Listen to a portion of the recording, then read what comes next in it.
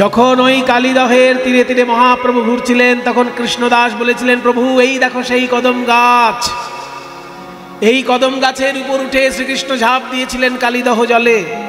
আপনারাও যদি এখন বৃন্দাবনে যান, দেখতে পাবেন সেই কদম গাছ। এই তো কদম্ব তরুর উপরে উঠিয়া দিলেন ঝাঁপ, হেথা শিশুকুল কাঁদিয়াও আকুল, সুরগণ হেরি কাঁপ। কৃষ্ণদাস বলেছিল মহাপ্রভুকে। তাহলে এই কদম গাছটা অমর হয়ে রইল কি করে? দাপর যুগ থেকে এখনো কলিযুগে বেঁচে আছে। মহাপ্রভু যখন দর্শন করেছেন তখনও যেমন দেখতে ছিল, এখন যে গাছটা আছে এখন একই রকম দেখতে আছে। একভাবে ওই গাছ বেঁচে আছে, কদম গাছটি অমর। মহাপ্রভু যেমন দেখেছেন আমরাও তেমন দেখছি। ওই জন্য গাছটির নাম হচ্ছে অক্ষয় কদম্ব বৃক্ষ। অক্ষয়, ও মরবে না। কেন মরবে না? এই যে কুম্ভ মেলায় যে মানুষ যায় অমৃতের সন্ধানে, ওই অমৃত বিন্দু ওই কদম গাছের উপর পড়েছিল। কিভাবে পড়েছিল সেটার জন্য শুনতে গেলে একটা গরুড় পুরাণের কাহিনী শুনতে হবে। গরুড় কিভাবে জন্ম নিল? গরুড়ের মা আর সাপেদের মা, এরা দুই বোন, কিন্তু আবার সতীন, মানে একই বাপের মেয়ে এরা, এদের বাবা এক। গরুড়ের মা হচ্ছে বিনতা আর সাপেদের মা হচ্ছে কদ্রু। এরা সবাই দক্ষ রাজার কন্যা। আর দক্ষ রাজার কন্যাদের মধ্যে 13 জনের সঙ্গে বিয়ে হয়েছিল কশ্যপ ঋষির। এই যে কশ্যপ ঋষির যারা স্ত্রী, সেই স্ত্রীদের মধ্যে দেবতাও আছে, দৈত্যও আছে, আবার সাপও আছে, কুকুরও আছে, আবার পাখিও আছে। কশ্যপের সন্তান আমরা সবাই। এক অর্থে আমরা যারা আছি, দেবতার বাবা মা যারা, ওই গরু ছাগল কুকুর সাপ পাখি, এদেরও বাবা এক, মা আলাদা আলাদা। দেবতাদের যে মা তার নাম অদিতি। ওই জন্য অদিতির পুত্রদেরকে আদিত্য বলা হয়। দ্বাদশ আদিত্য, 12 জন অদিতির পুত্র, তার মধ্যে বিষ্ণু আছে, তার মধ্যে সূর্য আছে। এই যে যারা দেবতা দ্বাদশ আদিত্য, তারা হচ্ছে অদিতির পুত্র। আর যারা দিতির সন্তান তাদেরকে দৈত্য বলা হয়। দিতি অদিতি এরা সবাই কিন্তু কশ্যপ ঋষির স্ত্রী। কাজেই কশ্যপ ঋষিরই পুত্র হচ্ছে দেবতা, কশ্যপ ঋষিরই পুত্র হচ্ছে দৈত্য, আবার কশ্যপ ঋষিরই পুত্র হচ্ছে নাগকুল, কশ্যপ ঋষিরই সন্তান হচ্ছে পক্ষীকুল। কশ্যপ ঋষির যে স্ত্রী কদ্রু, তার সন্তান হচ্ছে সাপ। আর কশ্যপ ঋষির যে স্ত্রী বিনতা, তার সন্তান হচ্ছে এই গরুড়। কি করে এই গরুড়ের জন্ম হলো তার একটা সুন্দর কাহিনী আছে। কদ্রুর স্ত্রী যখন বিনতা আর কদ্রু, এই দুজন এরা বোন তো, কিন্তু পিঠোপিঠি বোন বলে এরা যখন সতীন হিসেবে একই স্বামীর ঘর করছে, সারাক্ষণ ঝগড়া লেগে যায়। এই কেন এরকম করছে? দুই বোন আবার দুজন সতীন হয়ে গেছে কপালে, সেই জন্য সারাক্ষণ ঝগড়া করে। তো একদিনকে একটা বিষয় নিয়ে দুজনের মধ্যে তর্ক বেঁধে গেল। বিষয়টা কি না, ইন্দ্রের ঘোড়ার লেজ সাদা না কালো। ইন্দ্রের ঘোড়া উচ্চৈঃশ্রবা, ওই ইন্দ্রের ঘোড়া যে লেজটা, সেটা কি সাদা না কালো? এবার বিনতা জানতো যে ইন্দ্রের ঘোড়ার লেজ হচ্ছে সাদা, ঘোড়াটাও সাদা, লেজটাও সাদা। কিন্তু কদ্রু ভুল করে বলে ফেলেছে যে ইন্দ্রের ঘোড়ার লেজ হচ্ছে কালো। এবার বিনতা যেহেতু জানে সত্যিটা, যে ঘোড়ার লেজটা হচ্ছে সাদা, এটা নিয়ে দুই বোনের মধ্যে ঝগড়া বেঁধে গেল, কদ্রু আর বিনতার মধ্যে। বলছে ইন্দ্রের ঘোড়ার লেজ সাদা না কালো, সাদা না কালো। বিনতা বলছে আমি জানি সাদা, আর কদ্রু বলেছে না আমি বলছি কালো, আর কালো বলেছি, ওই ইন্দ্রের ঘোড়ার লেজ কালো হতেই হবে। জানেন তো কিছু কিছু ঝগড়াটির লোক আছে, মানে মিথ্যেকেও সত্যি করে দিতে চায় আর কি। তার মধ্যেই কদ্রু পড়ে, বলছে আমি যখন বলেছি ইন্দ্রের ঘোড়ার লেজ কালো, ও কালো হবেই, পৃথিবী উল্টে গেলেও ইন্দ্রের ঘোড়ার লেজ কালো হবে। এবার বিনতা যেহেতু জানে ইন্দ্রের ঘোড়ার লেজটা সাদা, সেই জন্য বললো যে আমি তাহলে বাজি লড়বো। বাজি লড়, বাজি রাখো। কিসের বাজি? বলে ইন্দ্রের ঘোড়ার লেজ যদি কালো হয়, বিনতা তুই কিন্তু আমার দিদি, কিন্তু শুনে রাখ, ইন্দ্রের ঘোড়ার লেজ যদি কালো হয় তুই আমার দাসী হবি, আমার পায়ে তেল মাখাবি, আমাকে চান করিয়ে দিবি, আমাকে খাইয়ে দিবি, আমার পা টিপে দিবি, আমার বিছানা পরিষ্কার করে দিবি, সব করে দিবি, বাসন ধুয়ে দিবি, আমার দাসী হবি তুই, যদিও আমার দিদি, কিন্তু যদি হেরে যাস তুই আমার দাসী হবি। বিনতা বলছে, ওরে বোন তর্ক করিস না, ইন্দ্রের ঘোড়ার লেজটা সাদা। আমি শুনবো না, ইন্দ্রের ঘোড়ার লেজ যদি কালো হয় তুই বল আমার দাসী হবি। এবার বিনতা যেহেতু জানে ইন্দ্রের ঘোড়ার লেজ সাদা, তাই বলে ফেলো, ঠিক আছে নে, আমি তোর দাসী হব। বললি তো, চন্দ্র সূর্য সাক্ষী আছে, এই ব্রাহ্মণ সাক্ষী আছে, বললি, কালকেই তাহলে আমরা দেখতে যাব ইন্দ্রের ঘোড়ার লেজ সাদা না কালো, দুই বোন মিলে যাব। এবার পরের দিন যখন ইন্দ্রের ঘোড়ার লেজ দেখতে যাবে, রাতের বেলায় কদ্রু খবর নিয়েছে ইন্দ্রের ঘোড়ার লেজটা সত্যি সত্যি সাদা। কদ্রু বলছে, তাহলে তো সকালবেলা দিদির সঙ্গে দেখতে গেলেই আমি তো হেরে যাব, জীবনে কারোর কাছে হার মানিনি, এই দিদির কাছে হার মানবো? তখন রাতের বেলা একটা ফন্দি আটল। কি ফন্দি? ওই যে কদ্রুর সন্তান যেহেতু সাপ, ওই কালো কালো সাপদেরকে ডেকে বলছে, আয় তো বাবা কালিও, আয় তো বাবা বাসুকি, আয় তো বাবা অনন্ত, আয় সাপেরা আয়। বলো মা, কালো কালো সাপ যারা আছিস তারা আয়, হলুদ সাপ আসবি না। এই নানান রঙের সাপ আছে, টিভিতে ইউটিউবে দেখবেন, হলুদ সাপ আছে, সবুজ সাপ আছে, লাল সাপ আছে, ওই অন্য রং চলবে না, শুধু কালো যারা আছিস তারা আয়। বলো মা কি করতে হবে? শোন, তোরা রাতারাতি যা, রাত্রের বেলা গিয়ে ইন্দ্রের ঘোড়ার লেজটাকে জড়িয়ে থাকবি। এবার সকালে যখন আমরা দুই বোন দেখতে যাব ইন্দ্রের ঘোড়ার লেজ, দূর থেকে তো দেখব, ইন্দ্রের লেজটার কাছে না গিয়ে দেখলেই হলো, দূর থেকে দেখব। তো যদি কালো সাপ জড়ানো থাকে লেজটা, তাহলে মনে হবে কালো লেজ। ওইটুকুর জন্য তোরা একটু মায়ের সম্মান বাঁচা বাবা। এবার মায়ের সম্মান বাঁচাতে কন্যা সন্তান চায়, সেই জন্য কালো কালো সাপেরা গিয়ে করলো কি, রাতের বেলায় ইন্দ্রের ঘোড়ার লেজটাকে জড়িয়ে কালো করে রাখলো। এবার সকালবেলায় দুই বোন এসেছে ইন্দ্রের ঘোড়া দেখতে, দূর থেকে দেখছে, যেহেতু দেখছে ইন্দ্রের ঘোড়ার লেজ কালো হয়ে আছে। বিনতা চিন্তা করলো, আমি তো শুনেছিলাম ইন্দ্রের ঘোড়ার লেজ সাদা, কালো দেখছি কেন? ওসব জানি না দিদি, কালকে তর্ক হয়েছে আমাদের দুই বোনের মধ্যে এবং কথা নিশ্চিত হয়ে গেছে যে ইন্দ্রের ঘোড়ার লেজ যদি কালো হয় তাহলে তুমি আমার দিদি হলেও আমার দাসী বৃত্তি করবে। বলো আমার দাসী হবে তুমি? বিনতা বলল, বোন এই দিদিকে দাসী হিসেবে তোর খাটাতে ভালো লাগে, ওসব শুনবো না, ওসব নীতি কথা শাস্ত্র কথা শুনবো না, তুমি দাসী হবে কি না বলো। ঠিক আছে বোন, আমি যখন তোর কাছে বাজি হেরে গেছি আমি তোর দাসী হব, তুই যা বলবি আমি তাই করে দেবো, কিন্তু তুই শুধু একটা কথা বল, জীবনে কবে আমি এই দাসী বৃত্তি থেকে মুক্তি পাবো? তোর দাসী হওয়া থেকে আমার মুক্তি ঘটবে কবে? এইবার কথা এসো, তুমি তো বাজা, কতদিন বিয়ে হয়েছে তোমার সঙ্গে? আমার বরেরই তো বিয়ে হয়েছে, তুমি তো বাজা, তোমার সন্তান হয় না।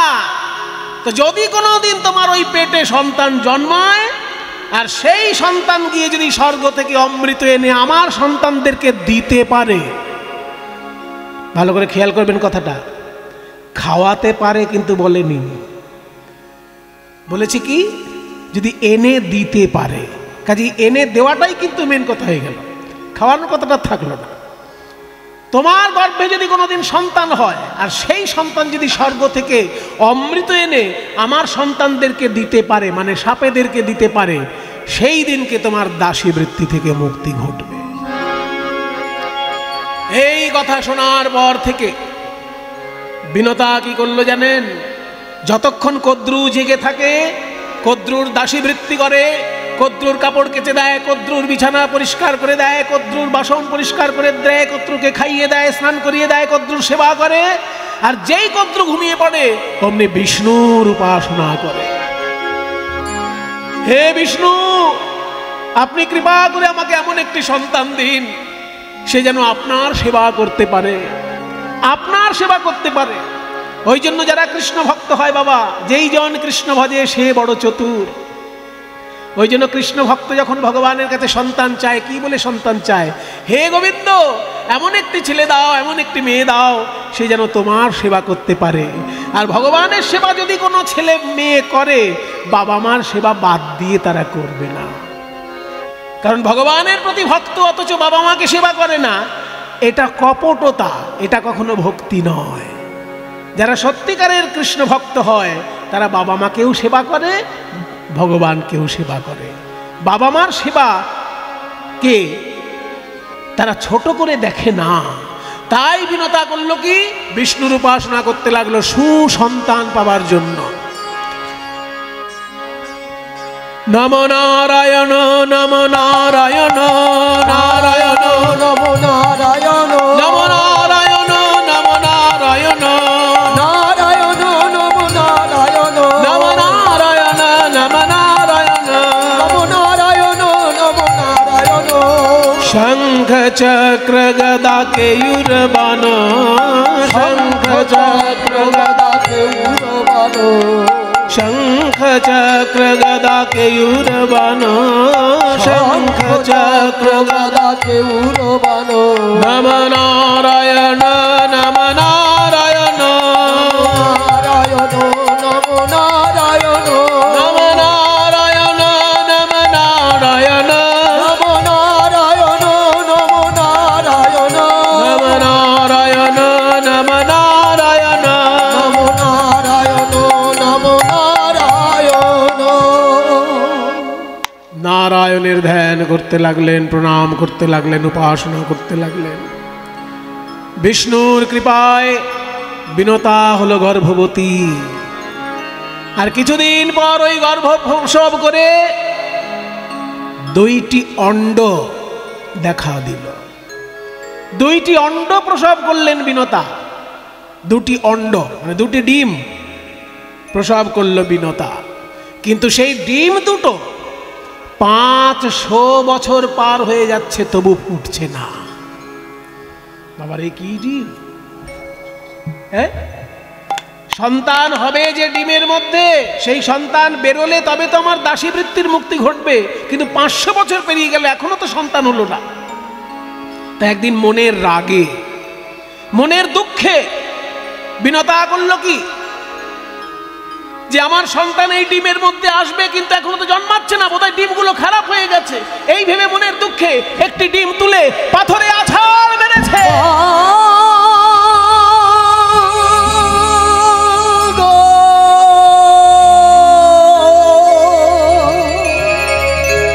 ডিম ফেটে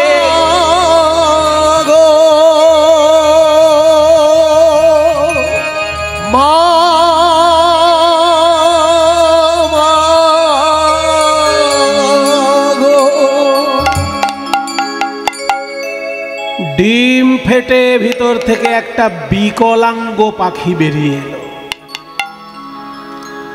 অর্ধেকটা পাখি অর্ধেকটা মানুষ, কিন্তু বিকলাঙ্গ। ডিমটা পুরোপুরি পুষ্ট হয়নি, যেহেতু মা অভিমান করে মনের দুঃখে ভেঙে দিয়েছেন ডিমটা, তাই একটি বিকলাঙ্গ অর্ধপক্ষী স্বরূপ, অর্ধেকটা মানুষ অর্ধেকটা পাখি হয়ে বেরিয়ে এলো। ছেলেটি কেঁদে কেঁদে মায়ের চরণে আছাড় খেয়ে পড়ল। মা গো, তুমি আমাকে পুরোপুরি সুস্থ হয়ে জন্মাতে দিলে না। যদি আমি পূর্ণ সুস্থ দেহ পেতাম, বিশ্ব ব্রহ্মাণ্ড প্রলয় করে দিতে পারতাম মা। কিন্তু তোমার ধৈর্যের বড় অভাব। 500 বছর পেরিয়েছে, আর 500 বছর যদি তুমি অপেক্ষা করতে, আরো 500 বছর পরে আমার জন্ম হতো মা।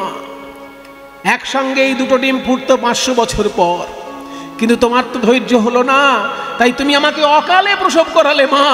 আমি তোমার অযোগ্য সন্তান, আমি তোমার সেবা করতে পারলাম না। আমি বিষ্ণুর, আমি সূর্যের রথে চললাম, কিন্তু আর একটা যে ডিম আছে মা, ওইটাকে তুমি মনের দুঃখে ফাটিয়ে দিও না, সাবধানে সযত্নে ওই ডিমটাকে রক্ষা করো। 500 বছর পর ওর ভেতর থেকে আমার ভাই জন্মাবে, তার নাম হবে গরুড়। আমার নাম হলো অরুণ, আমি হব সূর্যের রথের সারথি। আর ওই দ্বিতীয় পণ্ড থেকে প্রসূত হবে আমার ভাই, তার নাম গরুড়, ও হবে বিষ্ণুর সারথি। তাই আমি সূর্যের সারথি হয়ে উড়ে চললাম মা, আমি তোমার সেবা করার সুযোগ পেলাম না, কারণ আমি তো বিকলাঙ্গ, আমি যুদ্ধ করতে পারবো না। আমি পিঠে হয়তো বয়ে নিয়ে যেতে পারবো কাউকে, কিন্তু যুদ্ধ করতে পারবো না। আমার ভাই যে আসবে গরুড়, ও যুদ্ধ করতে পারবে, তাই ও এসে তোমার দাসীবৃত্তির মুক্তি ঘটাবে। দেখতে দেখতে আরো 500 বছর যখন পার হয়ে গেল, ওই দ্বিতীয় ডিমটা আপনি ফুটে ভিতর থেকে গরুড় মহারাজ প্রকাশিত হলেন। নিতাই গৌর হরি বল। বিষ্ণু ভক্ত শিরোমণি গরুড় মহারাজ কি জয়। বিষ্ণু বাহন গরুড় মহারাজ কি জয়। বিষ্ণু বাহন গরুড় মহারাজ কি জয়। দ্বিতীয় অণ্ড প্রসবিত হয়ে তার ভিতর থেকে গরুড় বেরিয়ে এলো, পূর্ণ সুস্থ সুন্দর শরীর নিয়ে। বেরোনোর সঙ্গে কি করলো জানেন? সঙ্গে সঙ্গে মায়ের চরণে শুধু একটি প্রণাম করে এক ডানা ঝাপটা দিয়ে আকাশে উঠে গেল। আকাশে উঠে গিয়ে সূর্যকে ঢেকে দিল 2 ডানা দিয়ে। 2 ডানা দিয়ে সূর্যকে ঢেকে দিল, পৃথিবী হয়ে গেল অন্ধকার। শেষকালে শুনতে পেল যে সূর্যের কোনো দোষ নেই, মাকে দাসীবৃত্তি করিয়ে রেখেছে মায়েরই এক বোন, যে আবার সম্পর্কে মায়ের সতীনও হয়, মানে সৎ মা অথচ মাসি। দুটো সম্পর্ক গরুড়ের সঙ্গে কদ্রুর, সৎ মাও হচ্ছে আবার মাসিও হচ্ছে। সেই জন্য কদ্রু নাকি আমার মাকে দাসী বানিয়ে রেখেছে, স্বর্গ থেকে অমৃত এনে দেব, তবে এই দাসী বৃত্তির মুক্তি ঘটবে। গরুড় উড়ে চলল স্বর্গে ইন্দ্রের কাছে। ইন্দ্র, কে হে তুমি? আমি গরুড়, বিনতানন্দন গরুড়। আমি তোমার কাছে আমি কাতর প্রার্থনা করছি দাদা, তুমি আমাকে অমৃতের ভাণ্ড দাও। সাবধান, আমায় দাদা বলে ডাকার সাহস হলো কি করে তোর? তুই একটা পক্ষী জাতি, তুই পাখি, অর্ধেকটা মানুষ অর্ধেকটা পাখি, কিন্তু পাখি তো তুই, ডানা আছে তোর। আমাকে, আমি হলাম দেবতাদের মধ্যে শ্রেষ্ঠ, ইন্দ্র আমার নাম, আমাকে দাদা বলে ডাকছিস কেন? তুমি তো সম্পর্কে আমার দাদা হও। তোমার পিতার নাম কি? কশ্যপ। আমার পিতার নাম কি? কশ্যপ। কশ্যপ ঋষির পুত্রই তো ইন্দ্র, আবার কশ্যপ ঋষির পুত্রই গরুড়। কিন্তু ইন্দ্রের মা হচ্ছেন অদিতি, আর গরুড়ের মা হচ্ছে বিনতা, শুধু মা আলাদা, বাবা এক। সেই জন্য বলছে তুমি আমাকে চিনতে পারছো না, আমি তো তোমার ভাই, তুমি খালি খালি আমার উপর রাগ করছো দাদা। শুধু অমৃতের হাঁড়িটা দিয়ে দাও, আমি ওই সাপেদের জন্য নিয়ে যাই, তারপর আবার তোমাকে এনে দিয়ে দেবো। চুপ কর, এই অমৃতের হাঁড়ি পাওয়া যাবে না, এই দেবতাদের খাদ্য, ওই সাপেদের জন্য অমৃতের হাঁড়ি দেবো না আমি। যদি না দাও দাদা, তোমার সঙ্গে কিন্তু আমি যুদ্ধ করব, কারণ আমার জীবনে দাদার থেকেও মায়ের স্থান আগে। যে কোনো মানুষের জীবনে নাকি আগে মায়ের স্থান, তারপর তো দাদার স্থান। কি বলেন? আগে দাদা, তারপর তো মা নয়, আগে মায়ের সম্মান, তারপর দাদার সম্মান। কাজে আমার মায়ের দাসী বৃত্তি ঘটান দূর করার জন্য আমার অমৃত চাই। তুমি যদি না দাও তাহলে এই করো যুদ্ধ, যুদ্ধ।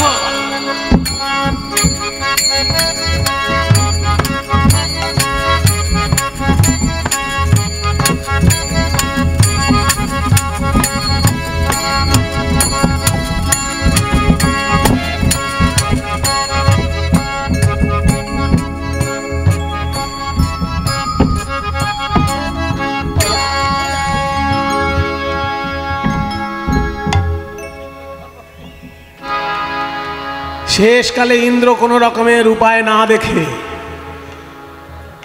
ইন্দ্রের কাছে যেটা সর্বশেষ অস্ত্র বজ্র, সমস্ত অস্ত্র যদি ব্যর্থ হয়ে যায়, বজ্র কখনো ব্যর্থ হবে না। কারণ বজ্র হচ্ছে দধিচি মুনির হাড় দিয়ে তৈরি অস্ত্র। যেহেতু একজন মুনির হাড়, সেই জন্য সেটা কখনো ব্যর্থ হবে না। শেষকালে যুদ্ধে এটে উঠতে পারছে না বলে ইন্দ্র ওই বজ্র নিক্ষেপ করলো গরুড়ের উপর। আর গরুড় যেহেতু জানে যে বজ্র হচ্ছে দধিচি মুনির হাড় দিয়ে তৈরি অস্ত্র, ওই জন্য গরুড় কি করলো জানেন? বজ্রকে প্রণাম করলো। কি করলো জানেন? ওই দেখুন কি করছে। যখনই বজ্র মেরে দিয়েছে, ওই বজ্রের উদ্দেশ্যে গরুড় কি করলো? নিজের গা থেকে একটা পালক খুলে বজ্রের উদ্দেশ্যে নিক্ষেপ করল। আর যেই বজ্রের উদ্দেশ্যে নিজের একটি পালক উৎসর্গ করলো, ওই বজ্র এসে পালকটাকে পুড়িয়ে ছাই করে দিল, গরুড়ের কোনো ক্ষতি করল। এবার বজ্রের আঘাতেও গরুড় রক্ষা পেল দেখে ইন্দ্র যুদ্ধ করা বন্ধ করে দিল। কারণ বজ্র যদি ফিরে আসে তাহলে তার সঙ্গে আর যুদ্ধ করে কোনো লাভ নেই। তাই গরুড় তখন বলছে, দেখ ভাই, এইবার গরুড় ভাই বলে ডাকছে, যে আমি তোর সঙ্গে যুদ্ধ কেন করলাম জানিস? এই অমৃতের ভাণ্ড যদি তোকে দিয়ে দিই, আর তুই তো অমৃত নিজে খাবি বলে নিয়ে যাচ্ছিস না, তুই তো সাপেদেরকে দিবি বলেছিস। আর সাপেরা যদি একবার অমৃত খেয়ে অমর হয়ে যায়, তাহলে বিশ্বব্রহ্মাণ্ডে আর কাউকে টিকতে দেবে? সারা পৃথিবীতে সৃষ্টি তত্ত্ব ওলট পালট হয়ে যাবে। সেই জন্য সাপদেরকে অমৃত যাতে না দেওয়া যায়, সেই জন্যই দিচ্ছিলাম না। ওদিকে আবার তোর মায়ের দাসিত্ব মুক্তি ঘটাতে হবে, কাজে তুই কিভাবে এই অমৃতকে সাপেদের হাত থেকে রক্ষা করবি সেটা ভাব। তখন গরুড় বলছে, দাদা আমি একটা বুদ্ধি বলছি, শোনো। অমৃতের হাড়ি আমি নিয়ে যাব, সাপেদেরকে দেখিয়ে দেবো এই দেখো অমৃতের হাড়ি। তারপর তোমার ছেলে জয়ন্ত, মানে ইন্দ্রের ছেলে যে, তার নাম জয়ন্ত। এই জয়ন্তের একটা আশ্চর্য ক্ষমতা ছিল, অদৃশ্য হয়ে চলে যাওয়া। কোথাও অদৃশ্য হয়ে যাওয়াটা জয়ন্তের কাছে কোনো ব্যাপার ছিল না। তাই বলছে অমৃতের হাড়ি আমি রেখে দেব, তোমার ছেলে জয়ন্ত অদৃশ্য অবস্থায় ওই অমৃতের হাড়ি নিয়ে চলে আসবে, কেউ বুঝতে পারবে না যে অমৃতের হাড়ি কোথায় চলে গেল। এইটুকু তোমার ছেলেকে করতে বলো, কারণ আমি তো অমৃতের হাড়িটা ওখান থেকে উঠিয়ে আনতে পারবো না, আমি অমৃতের হাড়িটা নিয়ে গিয়ে রেখে দেবো। তোমার ছেলে যেহেতু অদৃশ্য হতে পারে, ও যেন গিয়ে অমৃতের হাড়িটা নিয়ে আসে। তাই গরুড় তখন ওই অমৃতের হাড়ি এনেছিল এবং ওই সাপেদেরকে ডেকে একটা কুশের আসন পেতে অমৃতের হাড়ি রেখেছিল। মরা কুশে অমৃতের বিন্দু ছিটিয়ে দেখিয়ে দিয়েছিল, এই দেখো মরা কুশে অমৃত ছিটিয়ে দিলাম, মরা কুশ জ্যান্ত হয়ে গেল। তাহলে এটা অমৃত, এই অমৃতের হাড়ি থাকলো কুশের উপর। এই বলে অমৃতের হাড়িটা কুশের উপরে রেখেছিল। জয়ন্ত এসে সেই অমৃতের হাড়ি নিয়ে চলে গেল। ওই জয়ন্ত এসে অমৃতের হাড়ি যখন অদৃশ্য অবস্থায় নিয়ে গেল, সাপরা বুঝতে পারলো না যে অমৃতের হাড়ি কোথায় গেল। কি গো, তুমি যে অমৃতের হাড়ি আনলে সেটা গেল কোথায়? বলে অমৃত হাড়ি বোধ হয় অদৃশ্য হয়ে যায় আপনা আপনি, আমি তো এনে দিয়েছি, সেটা তো তোমরা দেখেছো। মরা কুশকে জ্যান্ত করে দিয়েছি, তাও তোমরা দেখেছো। বলে হ্যাঁ, সেটাও দেখেছি। তাহলে এই কুশের উপরেই তো অমৃতের হাড়ি ছিল, ওইখানেই অমৃত বোধহয় বিলীন হয়ে গেছে। এই শুনে সাপেরা তখন ওই কুশ চাটতে লাগলো। কুশ চাটতে চাটতে তাদের জিহ্বা দ্বিধা বিভক্ত হয়ে গেল। তখন থেকে সাপেদের জিহ্বা বা সাপ জাতীয় যে সব প্রাণী আছে তাদের জিহ্বাগুলো দ্বিধা বিভক্ত। আর ওই যে অমৃতের হাড়িটা জয়ন্ত নিয়ে চলে গেল, সেই সময় ভারতবর্ষের 4টি জায়গায় রেখেছিল। যেখানে যেখানে ওই অমৃতের হাড়ি রেখেছিল সেখানে সেখানে একটু করে অমৃত পড়ে যায়। সেই জন্য সেই 4টি মহাতীর্থে কুম্ভ মেলা উৎসব হয়। জয়ন্ত যখন নিয়ে যায় ওই অমৃতের হাড়ি, 4টি জায়গায় বিশ্রাম দিয়েছিল।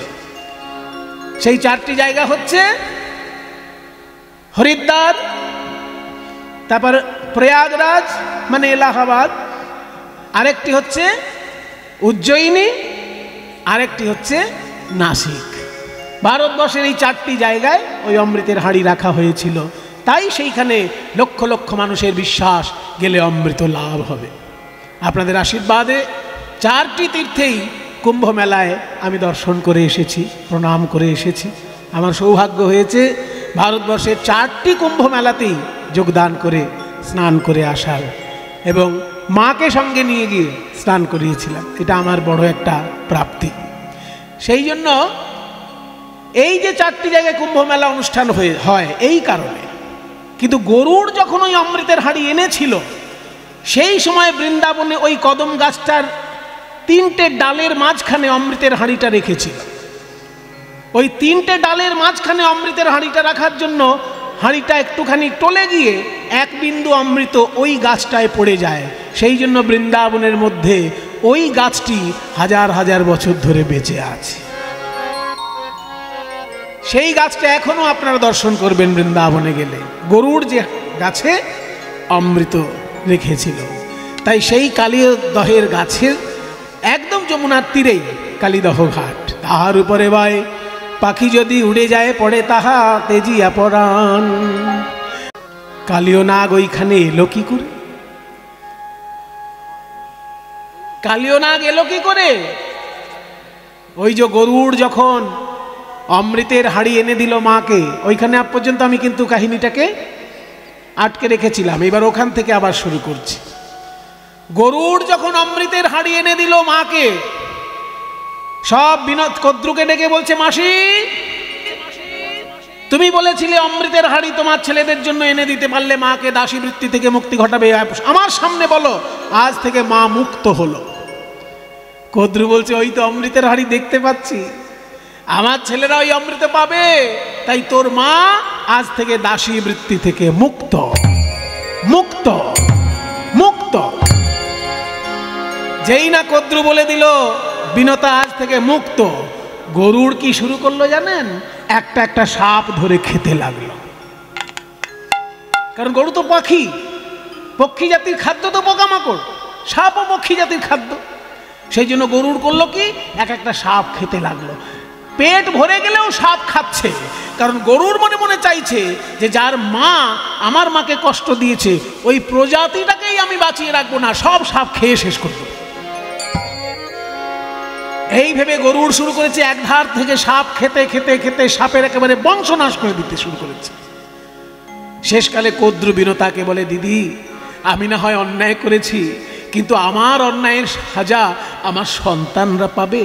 দোষ করেছি আমি, আর আমার সন্তানদেরকে কষ্ট দিচ্ছে তোমার ছেলে। তোমার ছেলেকে নিষেধ করো, ও যেন আর আমার ছেলেদেরকে না খায়। তখন বিনতা বলছে, ওরে গরুড়, তুই এইভাবে সর্পকুল ধ্বংস করে দিস না। বলছে, মা তোমাকে কষ্ট দিয়েছে ওই সাপেদের মা, ওদেরকে আমি বাঁচিয়ে রাখবো না।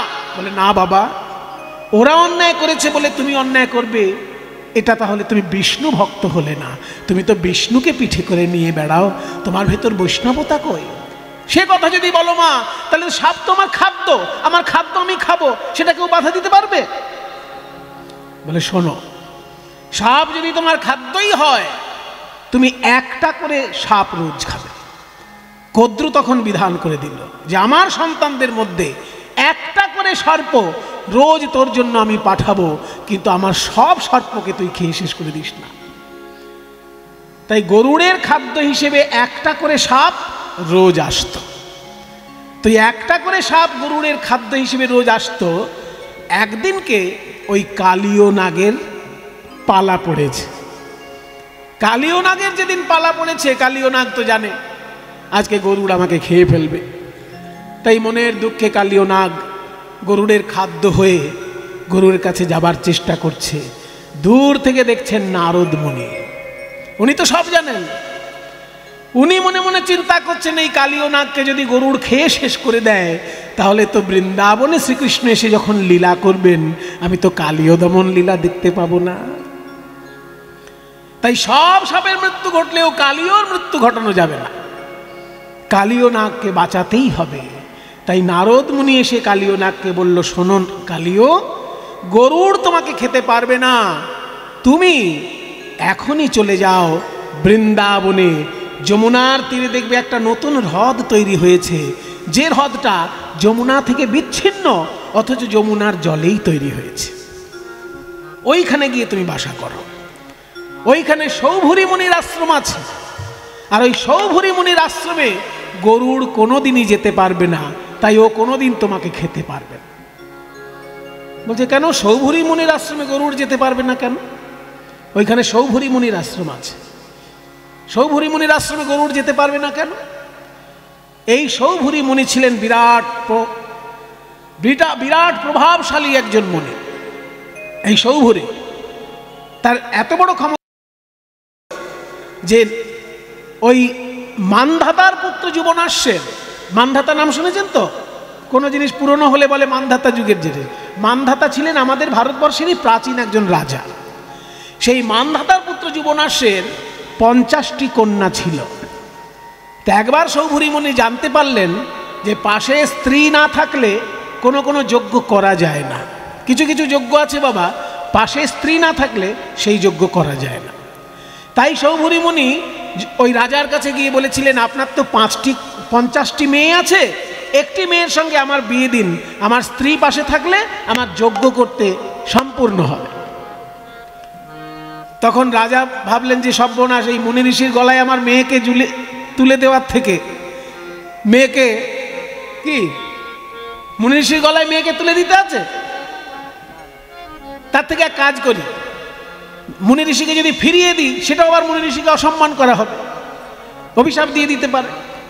তাই বলছে যে শুনুন মুনিবর, আপনার সঙ্গে আমার কন্যার বিয়ে দিতে আমার কোনো আপত্তি নেই, তবে মেয়েরা বড় হলে মেয়েদের একটা ইচ্ছার মূল্য থাকে। তাই আমার মেয়েরা যেহেতু বড় হয়েছে, আমি স্বয়ংবর সভা ডাকবো, সেই স্বয়ংবর সভায় আপনিও উপস্থিত হবেন। আমার মেয়েদের মধ্যে কারোর যদি আপনাকে পছন্দ হয়, সে আপনার গলায় মালা দিলেই তার সঙ্গে আপনার বিয়ে হয়ে যাবে। স্বয়ংবর সভার দিনে আপনি আসবেন। এবার ওই 50 জন রাজকন্যার স্বয়ংবর সভা ডাকা হয়েছে।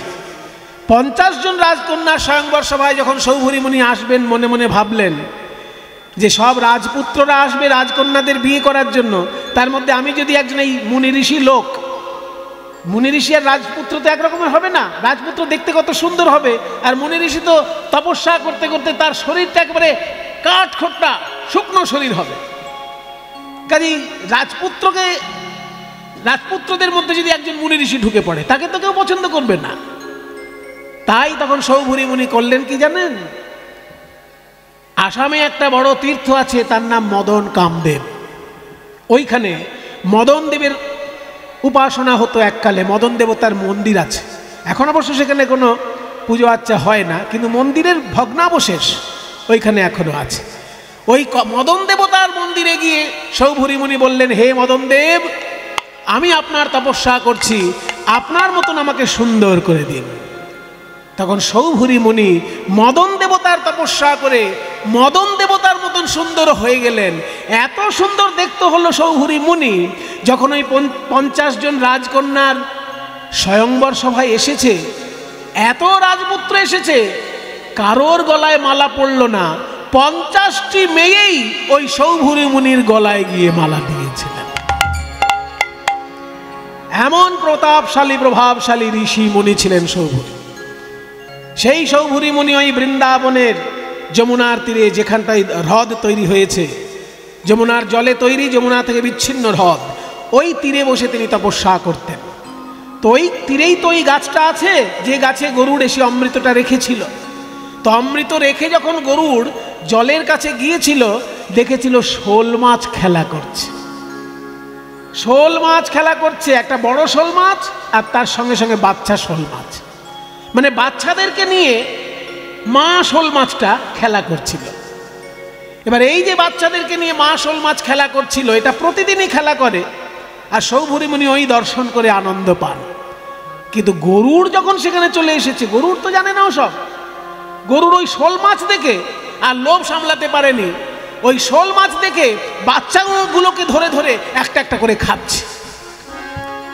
এবার মায়ের সামনে যদি কোনো সন্তানকে হত্যা করা হয়, তাহলে সেই মা কত কষ্ট পায়। যখন ওই বাচ্চা শোল মাছগুলো ধরে ধরে গরুড় খাচ্ছে, শেষকালে বড়টাকে খাবে বলে রেখে দিয়েছে, সেই সময় সৌভরি মুনি এসে হাজির হয়েছে। গরুড়,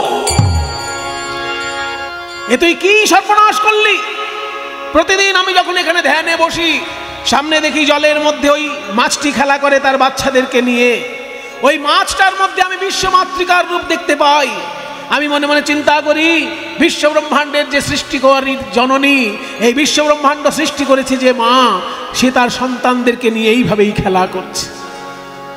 ওই মাছ যখন বাচ্চাদেরকে নিয়ে খেলা করে, আমি তার মধ্যে বিশ্বমাতৃকার রূপ দেখতে পাই।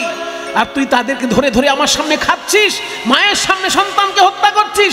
এখনই আমার অভিশাপে তোর। যেই না অভিশাপ দিতে গিয়েছে সৌভরি মুনি, অমনি গরুড় তখন সৌভরি মুনির দুটি পায়ে জড়িয়ে ধরেছে। দেখুন বাবা লীলা, যে গরুড় ইন্দ্রের সঙ্গে যুদ্ধ করে এসেছে, সে কিন্তু সৌভরি মুনির পা জড়িয়ে ধরেছে, যুদ্ধে গেল না। কারণ ভারতবর্ষে দেবতার উপরে মুনি ঋষির সম্মান, দেবতার উপরে মুনি ঋষির সম্মান। তাই ইন্দ্রের সঙ্গে যুদ্ধ করেছে গরুড়, কিন্তু সৌভরি মুনির সঙ্গে যুদ্ধে গেল না। তার পা জড়িয়ে ধরে বলছে, মুনিবর, আমি তো জানি না যে আপনি এইখানে বসে ওই মাছগুলো যখন খেলা করে তাদের দেখে আপনি বিশ্বমাতার কথা চিন্তা করেন। আমি কি করে জানবো এটা? আর দ্বিতীয় কথা, আমি জাতিতে পক্ষী, আর পক্ষী জাতির খাদ্যই তো মাছ। মাছরাঙা পাখি কি কোনো বক বা যেসব পাখি মাছ খায়, তারা যদি কোনো জায়গায় গিয়ে মাছ খায়, সেটা কি তার পাপ হবে? সেটা তো তার খাদ্য। তা আমি হলাম পক্ষী জাতি, মাছ তো আমার খাদ্য। আমি যদি আমার খাদ্য খাই, সেখানে আমি অপরাধটা কি করলাম? এই কথা শুনে সৌভরি মুনি শান্ত হয়ে বললেন, ঠিক কথা, তুই পক্ষী জাতি, তুই মাছ খেয়েছিস, তাতে তোর কোনো পাপ নেই। আর আমি যে ওই মাছগুলোকে দেখে আমার জগৎ জননীর কথা চিন্তা করি, সেটাই বা তুই জানবি কি করে? কাজে তোর দিক দিয়ে কোনো দোষ নেই। তুই খেয়ে ফেলেছিস যখন, এখন তোর কোনো দোষ নেই। কিন্তু শুনে রাখ গরুড়, কান খাড়া করে শোন, ভবিষ্যতে যদি তুই কখনো এইখানে আসিস, আমার অভিশাপ থাকলো, এইখানে দ্বিতীয়বার কখনো আসলেই তুই মাথা ফেটে মরে যাবে, মৃত্যু হবে তোর এইখানে দ্বিতীয়বার কখনো আসলে। তাই সৌভরি মুনির অভিশাপে ওইখানে গরুড় কোনোদিন যেতে পারবে না। ওরে কালিয়নাগ, তুই গরুড়ের খাদ্য হিসেবে আজকে যাচ্ছিস তো, পালিয়ে যা। ওই সৌভরি মুনির আশ্রমের লাগোয়া যে সরোবর, ওইখানে গিয়ে তুই বাসা তৈরি কর, কারণ ওখানে গরুড় কোনোদিন যাবে না। আর নারদ মুনি তো মনে মনে জানে গরুড় এখানে কোনোদিন আসবে না ঠিকই, কিন্তু এইখানেই শ্রীকৃষ্ণ এসে লীলা করবেন, আর এই কালীয় দমন লীলা সেদিন আমরা দেখতে পাব। বিষ লিছে জলে, কোন পশু যদি যায় কুলে, বিষ লিছে জলে, প্রাণী যদি যায় কুলে, বিষের বাতাস পাইয়া মরে, বিষের বাতাস পাইয়া মরে। ওমা স্থাবর জঙ্গম কত, কুলে মরি আছে সতরে, স্থাবর জঙ্গম যত, কুলে মরি আছে কত রে। কালিদহের বিষ জল সহিতে না পারে, ওই বিষ জল সহিতে না পারে। বিষের জ্বালায় জ্বালায় অঙ্গ জলে, জ্বালায় জ্বালায় অঙ্গ জলে। বলি কেউ তো সেথায় যেতে না রে, বিষের জ্বালায় জ্বালায় অঙ্গ জলে, কেউ তো সেথায় যেতে না রে, জ্বালায় জ্বালায় অঙ্গ জলে। কালীয় নাগ যেখানে বাস করছে তার ভয়ঙ্কর বিষে মিশ্রিত হয়ে গিয়ে ওই বিষ জলে এত জ্বালা, তীরে কত বৃক্ষ মৃত হয়ে পড়ে আছে, কত পশু পাখি মৃত হয়ে পড়ে আছে, শুধু ওই অক্ষয় কদম্ব বেঁচে আছে, যেহেতু ওর গায়ে অমৃত আছে, ওকে কেউ মারতে পারে না। ওদিকে হলো কি জানেন, প্রাণ গোবিন্দ খেলা করতে করতে আজকে এসেছে কালীদহ ঘাটের একটু দূরেই খেলা করছেন। শ্রীরাম সুদাম দাম্ব সুদামকে নিয়ে এসেছেন, কিন্তু দাদা বলাই আজকে আসেনি। মায়েরা একটা জিনিস খেয়াল রাখুন, যেদিনকে কালীয় দহে শ্রীকৃষ্ণ গিয়েছিলেন সেই দিনটায় বলরামের জন্মদিন ছিল। সেই দিনটাতে কিন্তু বলরামের জন্মদিন ছিল বলে মা রোহিণী বলরামকে সারাদিন ভালো মন্দ খাওয়াবেন, অনেক অনুষ্ঠান আছে তো, ওই জন্য বলরামকে যেতে দেননি। আর বলরামকে যেতে দেননি বলেই সেই সুযোগটা কৃষ্ণ কাজে লাগিয়েছে। কারণ দাদা বলরাম সঙ্গে আসলে কোনো মতেই কৃষ্ণকে ওই কালীদহের তীরে যেতে দিতেন না। আর দাদার কথা শুনবে না এমন ভাই তো কৃষ্ণ নয়। সেই জন্য দাদা বলরাম আজকে আসেনি বলে সুযোগটা কৃষ্ণ কাজে লাগিয়েছে।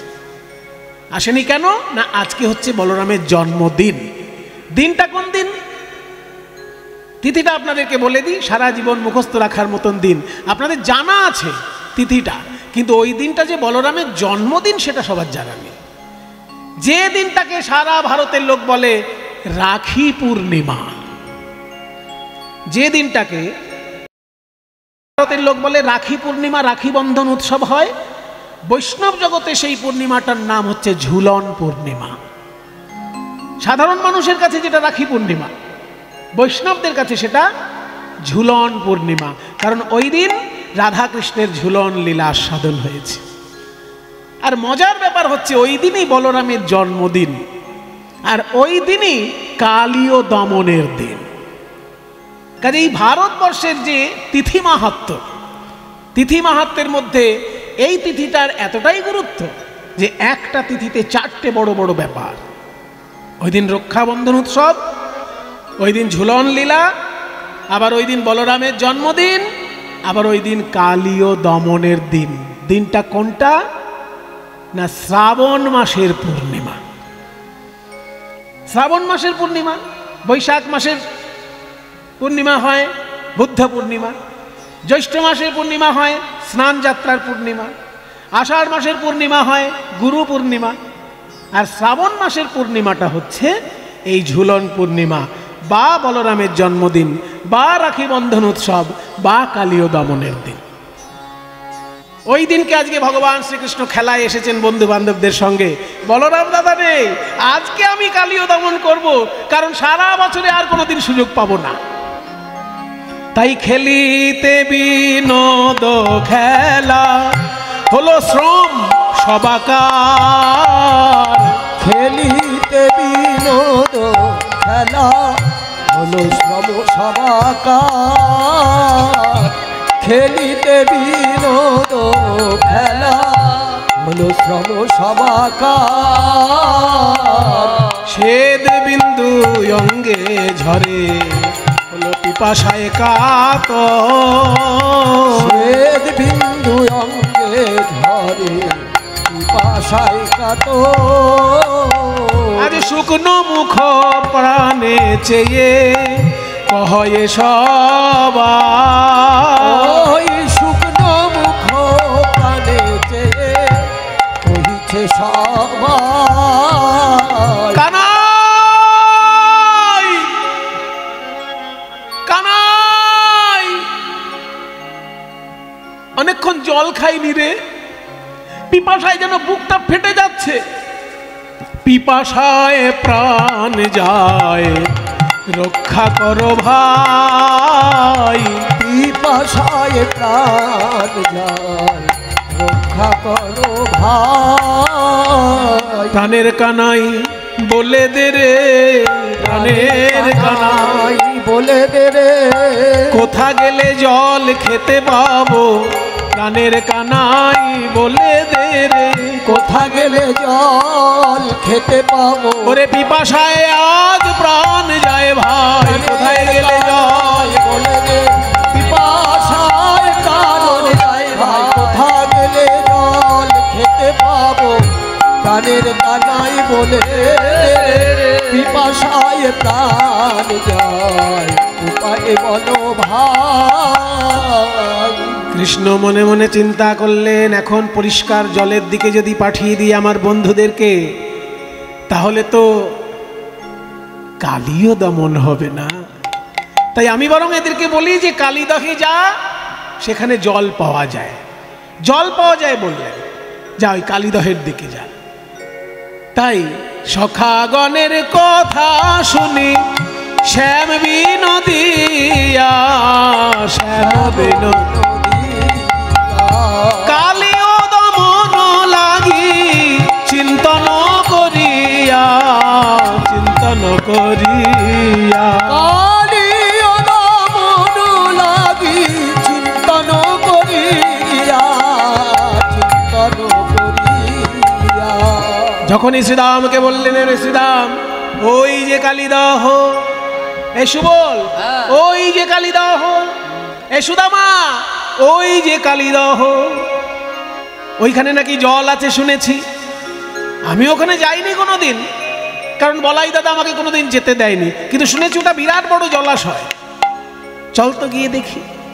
বন্ধুদের সঙ্গে যখনই ওই জলাশয়ের তীরে গিয়েছে, শ্রীরাম সুদাম তো জানে না ওটা বিষ জল, তাই করলো কি, কালীদহের বিষ জল পান করি সবে, ওই কালীদহের বিষ জল পান করি সবে, বিষে অঙ্গ জর জর লুটাইলো তবে, বিষে অঙ্গ জর জর লুটাইল তবে। কালীদহের বিষ জল পান করে কানাই, কানাই রে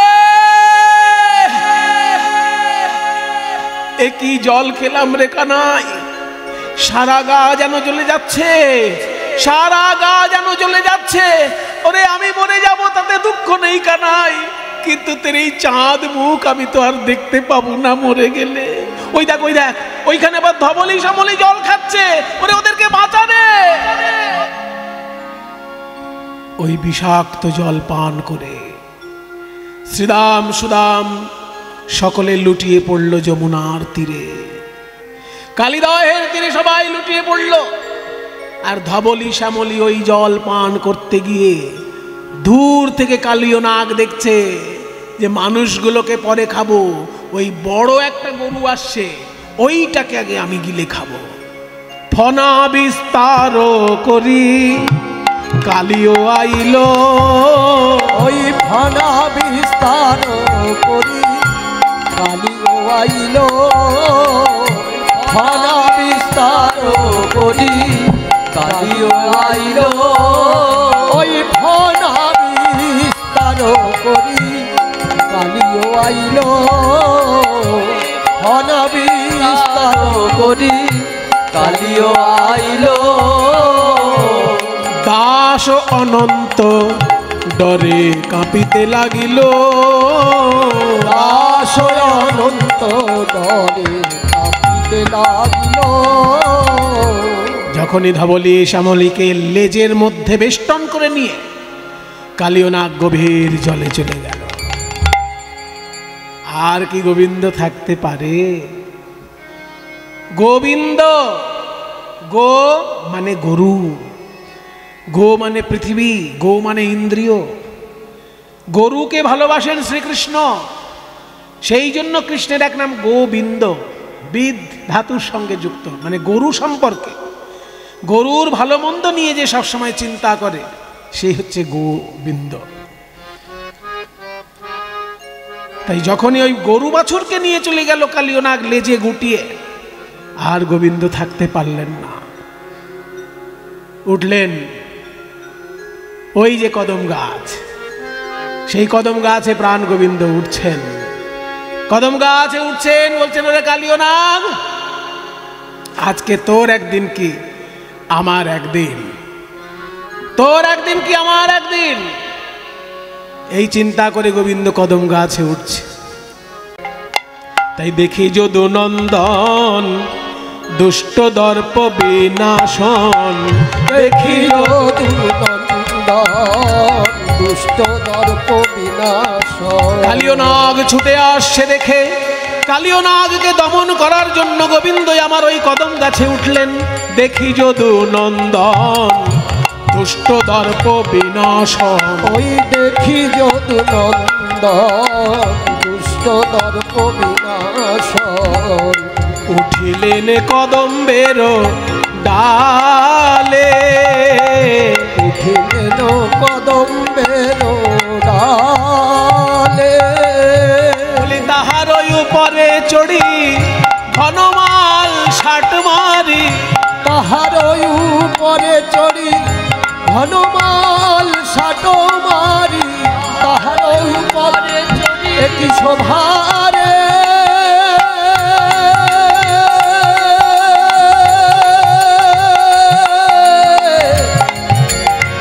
একই শোভারে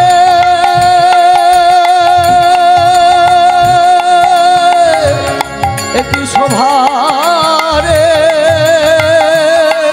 একই শোভারে। তাহার উপরে চড়ি তাহার উপরে চড়ি ঘনমাল ষাট মারি। ঝাঁপ দিলা কালী দহ জলে আহারে। ঝাঁপ দিলা কালী দহ জলে। কৃষ্ণ গোবিন্দ আমার ওই কদম গাছে উঠে কালীয় দমন করার জন্য যেই ঝাঁপ দিয়েছেন,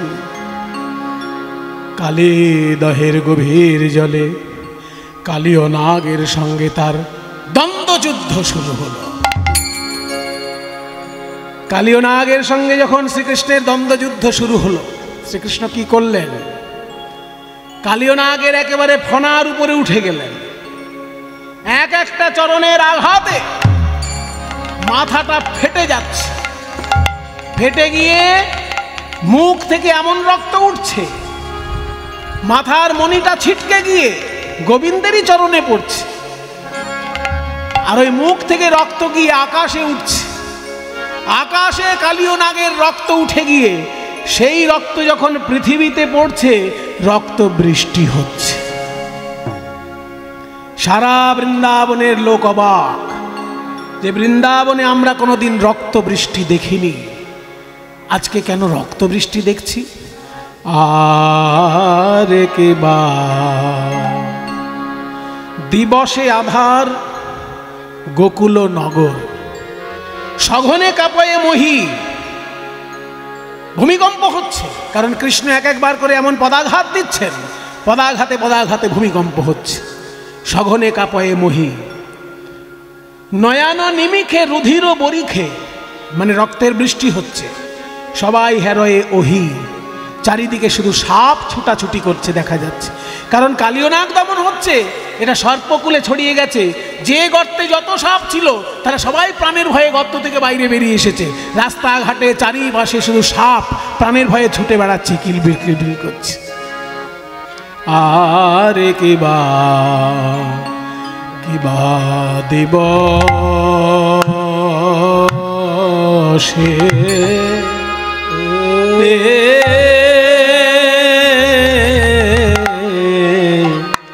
দিবসে আধার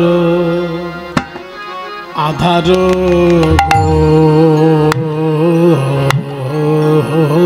গোকুল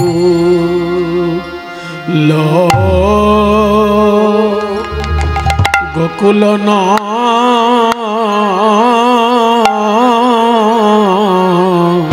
নগর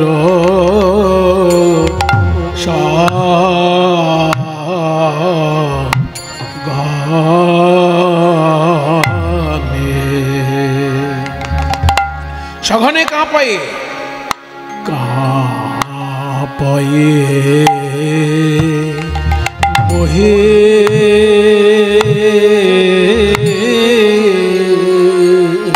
কাঁপে রে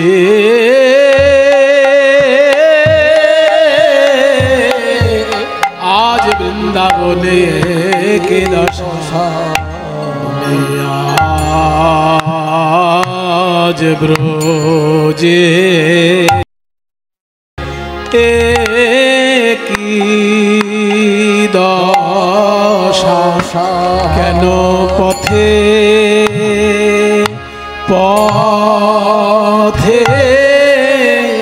সাপ দেখা বলি এমন দশা কভু দেখি নাই। পথে পথে সাপ দেখা যায়। মহারাজ, মা যশোদা আজকে বাড়িতে থেকে কেঁদে উঠলেন। মহারাজ, এ কি? আকাশ থেকে রক্তের ফোঁটা পড়লো গায়ে। বৃন্দাবনে এত বছর বাস করছি, কোনোদিন তো রক্ত বৃষ্টি দেখিনি। রক্ত বৃষ্টি হচ্ছে কি করে? কালীয় নাগের রক্ত আকাশে উঠে গিয়ে বৃষ্টি হয়ে নামছে। তাই মা যশোদা আজকে ভয় পেয়ে গেলেন যে অন্যান্য দিন বলরামের সঙ্গে যায়, আমি একটু নিশ্চিন্ত থাকি, কিন্তু আজকে তো বলরামের জন্মদিন বলে ও সঙ্গে যায়নি। যশোমতী কহে দারুণ স্বপ্ন দেখিনু সরজনী শেষে। যশোমতী কহে দারুণ স্বপ্ন দেখিনু রজনী শেষে। যশোমতী কহে দারুণ স্বপ্ন দেখিনু রজনী শেষে। বলে আমার গোপালে ভুজঙ্গে বেরলো, আমার গোপালে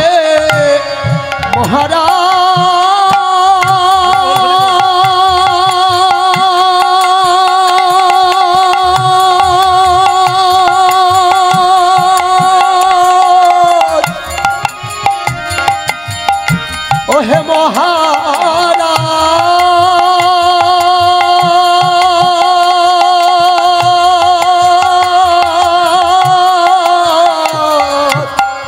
আমার গোপালে জঙ্গে বেরোলো জারলো বিষম বিষে। শুনেছি সূর্য ওঠার আগের যে 2 মুহূর্ত তাকে বলে ব্রাহ্ম মুহূর্ত। ওই ব্রাহ্ম মুহূর্তে যদি কেউ স্বপ্ন দেখে সেটা সত্যি হয়। আজকে আমি ব্রাহ্ম মুহূর্তে স্বপ্ন দেখেছি মহারাজ, আমার গোপাল গোষ্ঠে গেছে আর তাকে একটা বড় সাপে জড়িয়ে ধরে এমন ভাবে দংশন করছে, গোপালের সারা গায়ে বিষ জ্বলে পড়ছে। শেষকালে কি এটা সত্যি হবে নাকি? এই বলে সকলে যখন ক্রন্দন করছেন, আর কাল বিলম্ব না করে একে একে সবাই ছুটে এলেন ওই কালীদহ তীরে। কালীদহ তীরে সবাই ছুটে এসেছে। যখনই সবাই ছুটে এসেছে, দেখে শ্রীরাম সুদাম সেইখানে ক্রন্দন করছেন। শ্রীরাম সুদাম কেঁদে বলে, ওরে ভাই কানাই, তুই কেন ঝাঁপ দিলি ওই কালীদহ জলে? মা যশোদা যদি এখনই এসে জিজ্ঞাসা করে, আমি কি উত্তর দেব? কি বলিব যশোদারে, কি বলি যাইব ঘরে? কি বলিব যশোদারে, কি বলি যাইব ঘরে? ওই দেখে ধেনু বৎস কাঁদে উভরা, ওই ধেনু বৎস কাঁদে উভরা। শুনিতে এ সব বাণী পাষাণ হইল পানি রে। শুনিতে সব বাণী পাষাণ হইল পানি রে।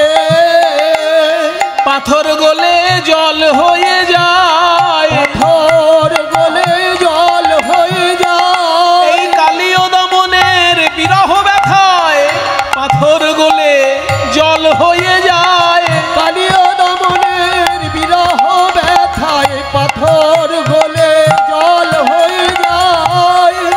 দাস বনি গড়ি যায়, দাস মাধব বনি গড়ি যায়। পদকর্তা মাধব দাস বলছেন যে কালীয় দমনের বিরহে বৃন্দাবনের পাথরও যেন গলে যাচ্ছে। যখনই শ্রীরাম সুদাম এসে কানাই কানাই বলে কাঁদছে, ওদিকে শ্রীরাম সুদামের পেছনে এই মা যশোদা এসে বলছে, শ্রীরাম তোদের সবাইকে দেখতে পাচ্ছি, আমার বাছা গোপাল কই?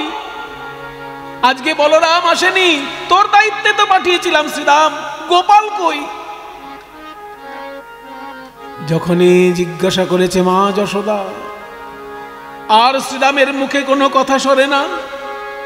শেষকালে শ্রীরাম মুখে কিছু বলতে পারে না, আঙুল দিয়ে দেখিয়ে দিল ওই কালীদহের গভীর জলে গোপাল প্রবেশ করেছে। যেই না ওই রকম দেখিয়ে দিল বাবা আঙুল দিয়ে যে ওই কালীদহের মাঝখানে গোপাল ডুবে গেছে। এই কথা শোনার সঙ্গে সঙ্গে মা যশোদা কি আর থাকতে পারে?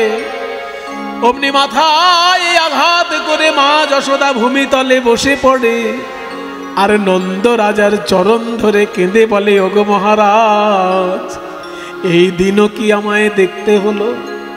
গোপাল রে, তুই আগে কেন আমায় বললি না? তুই যদি এই জলে ঝাঁপ দিবি এটা জানতে পারতাম, আমি যে আগেই এসে এই জলে ঝাঁপ দিতাম। আজু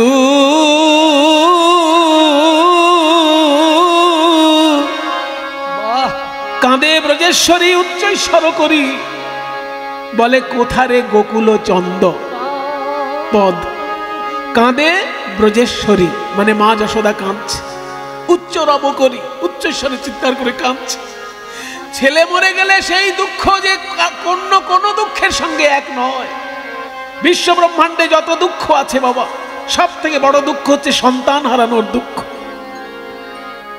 মা যশোদা কাঁদছেন গোপালের কথা ভেবে, ওই কালীদহের গভীর জলের দিকে চেয়ে। বড় একতালি তাল। আজু কাঁদে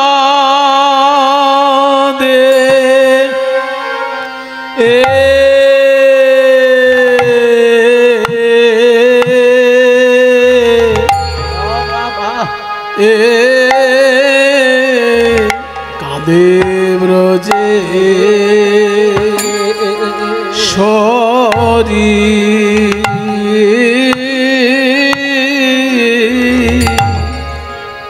ব্রজেশ্বরী উচ্চ রব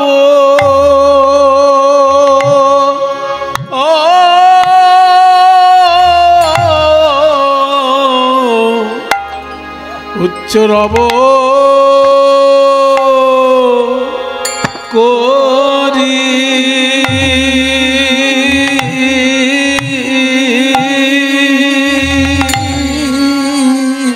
আজু কাঁদে বাপ গোপাল একবার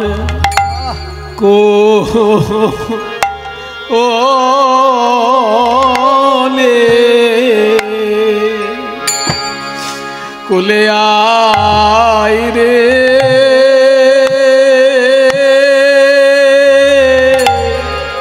আজু কাঁদে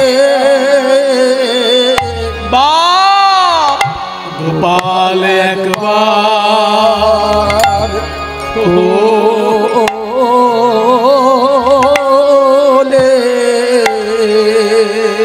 কোলে আয় রে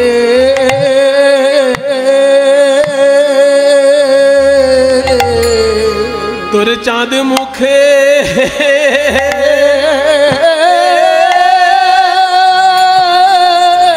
চাঁদ মুখে মা মা বলে একবার কোলে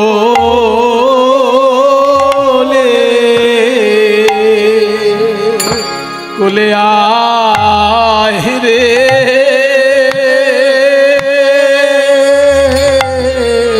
চাঁদ মুখে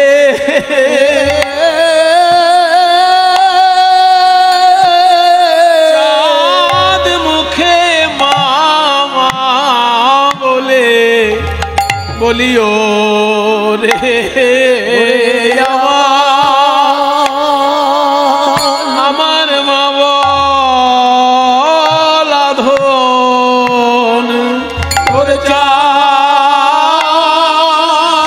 মুখে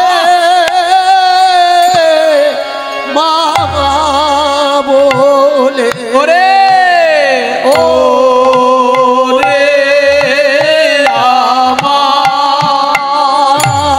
আমার মা বলা ধন চাঁদ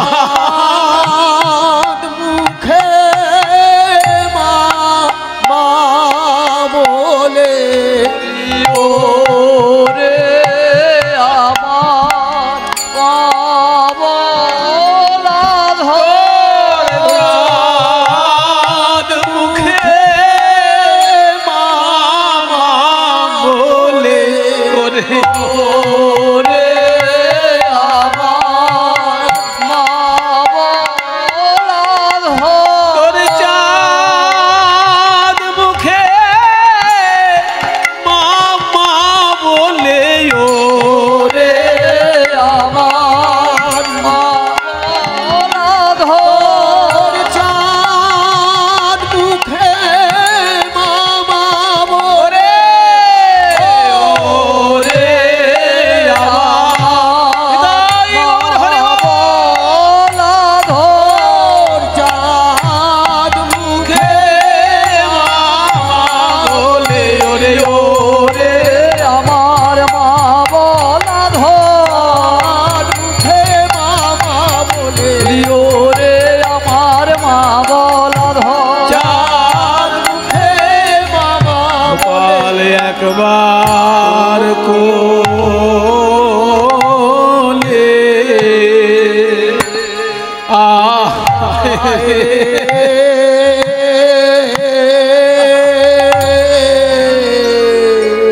এই যে মায়ের কান্না, মা যশোদার অন্তর বিদীর্ণ করা এই যে ক্রন্দন ধ্বনি,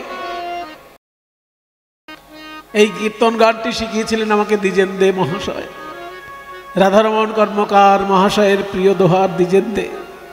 এই গানগুলো যদি আমাদেরকে কৃপা করে না শেখাতেন আমরা জানতেই পারতাম না কীর্তনে এত রস, কীর্তনে এত আনন্দ, বিশুদ্ধ আনন্দ, বিশুদ্ধ বিরহ রস। বলে কোথা রে, ছোট ছোট একতালি, গোকুল চন্দ বলি কোথা রে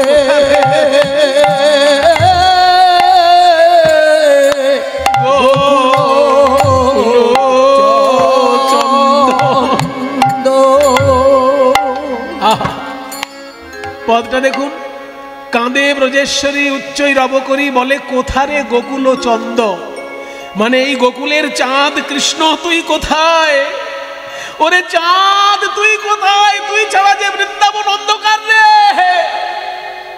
কোথায় এই উদয় হলি রে, কোথায় এই উদয় হলি রে, এই ব্রজের আকাশ আধার করে, কোথায় উদয় হলি রে, এই ব্রজের আকাশ আলো করে, ওরে বৃন্দাবনের চাঁদ গোপাল ব্রজের আধার আধার করে, বৃন্দাবনের চাঁদ এই ব্রজের আকাশ আধার করে, বৃন্দাবনের চাঁদ ব্রজের আকাশ আধার করে, বৃন্দাবনের চাঁদ ব্রজের আকাশ আধার করে, বৃন্দাবনের চাঁদ কোন আকাশে উদয় হলি রে, তাহলে কোথা রে গোকুল চন্দ, কোথা রে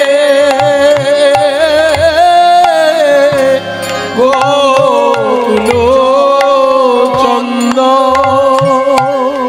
এরপরের পংক্তি, ভুলিয়া কার বলে ঝাঁপ দিলি রে জলে ভুজগে হইলা বন্ধ। ভুলিয়া কার বলে মানে কার কথায় ভুলে, তোকে বোকা ছেলে মনে করে, বাচ্চা ছেলে মনে করে কে পাঠিয়ে দিয়েছে এই বিষ জলে? হ্যাঁ, কার কথায় ভুলে গিয়ে তুই জলে ঝাঁপ দিলি? ভুলিয়া কার বলে, কার বলে মানে কার কথায় ভুলে গিয়ে ঝাঁপ দিলি রে জলে ভুজগে হইলা বন্ধ।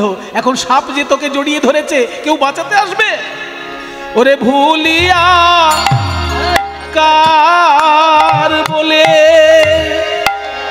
ঝাঁপ দিলি রে জলে।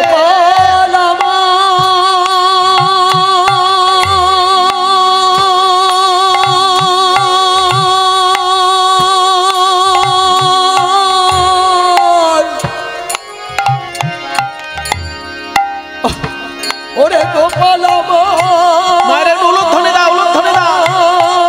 নিতাই গৌর প্রেমানন্দে হরি বল, হরি বল, হরি বল।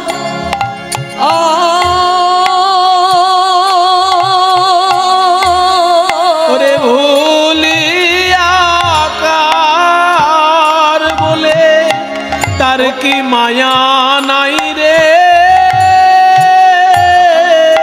তার কি মায়া নাই রে। বল বল কে তোরে এই জলে যেতে বলে, তার কি মায়া নাই রে? কে তোরে যেতে বলে, সে কি তোর মুখ পানে চাইনি গোপাল? কে তোরে যেতে বলে মুখ পানে চাইনি গোপাল? তোরে যেতে বলে মুখ পানে চাইনি গোপাল, তোরে যেতে বলে মুখ পানে চাইনি গোপাল, তোরে যেতে বলে মুখ পানে। তার প্রাণে কি মায়া নাই রে। ওরে ভুলিয়া কার বলে ও তুই ঝাঁপ দিলি রে জলে। এখন ভুজগে হইলা বন্ধ। ওই ভুজগে হইলা বন্ধ। ওগো বিধাতা, বিধাতা তুমি নাকি সকলের ভাগ্য রচনা করো, এই দুঃখিনী মায়ের জীবন তুমি লিখেছ। ওই গোপাল বিষ জলে ঝাঁপ দেওয়ার আগে আমাকে কি একবার এই জলে পাঠাতে পারলে না বিধাতা? বিধাতা, এই মা বেঁচে থাকতে ছেলের এই দশা আমাকে দেখতে হবে। বলি নিদারুণ বিধি কি বাদ সাধিল, ওই নিদারুণ বিধি কি বাদ সাধিল, বিচারিল অদ্ভুত। বিচারিল বিধি কি বাদ সাধিল, বিচারিল অদ্ভুত। বল কি দোষ পাইয়া লইল কাঢ়িয়া, কি দোষ পাইয়া লইল কাড়িয়া আমার সোনার সুত। কি দোষ পাইয়া লইল কাড়িয়া আমার প্রাণের সুত। আমি তো কারো মন্দ করি না, কারো মন্দ করি না, জানি না কোন অপরাধে গোপাল হারালাম।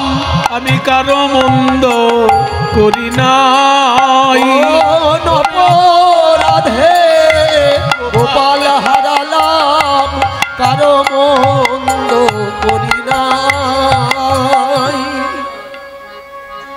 মা যশোদা উন্মাদের মতন আছাড় খেয়ে খেয়ে কাঁদছেন। বলরাম ভাবছে আজকে আমার জন্মদিনটা যে কি কুক্ষণে এসে হাজির হলো। আজকে যদি আমার জন্মদিনটা না হতো, আমি তো ভাইয়ের সঙ্গে আসতাম, যেতেই দিতাম না। একদিকে নিজে মাকে আটকাবো, না আমার নন্দরাজাকে আটকাবো, না আমার নিজের মাকে আটকাবো, সবাই তো জলের মধ্যে ওই বিষ জলে ঝাঁপ দিতে চাইছে ভাই কানাইকে না দেখে। ওগো মা, ওগো নন্দ মহারাজ, ওগো যশোদা, তোমরা কেউ কেঁদো না, গোপালের কিচ্ছু হবে না, কিচ্ছু হবে না। আমি ছোট বলে আমার কথা শুনছো না?